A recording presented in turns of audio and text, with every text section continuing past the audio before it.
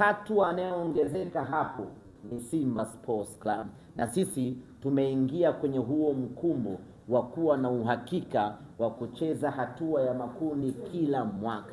Sasa hii sio mechi ya kawaida, ni mechi ambayo inakwenda kutuongezea thamani kubwa kwenye klabu yetu, na ndio maana mwana Simba hautakiwi kwa namna yeyote ile kubaki nyumbani siku hiyo, na mwana Simba asitokee akaidharau hii mechi kwamba tumeshafuzu, tumeingia, tumeshinda goli 3, huyu Nsingizini hawezi kufanya chochote. Mwana Simba, ondoa hiyo mentality kichwani mwako na tutazame huu kama ni mchezo mpya. Tuangalie huu mchezo kama ni mchezo ambao hatujacheza mechi ya kwanza.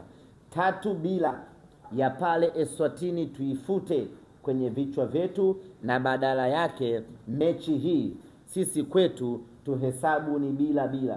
Twendeni tukatafute mabao mapya Benjamin Mkapa, twendeni tukatafute ushindi mpya, tujihakikishie kufuzu kwa heshima kweli kweli.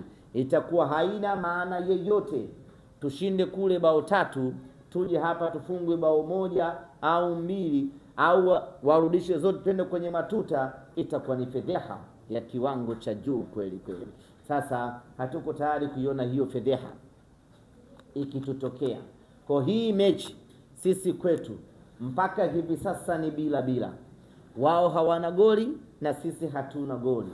Twendeni tukatafute magoli tarehe 26.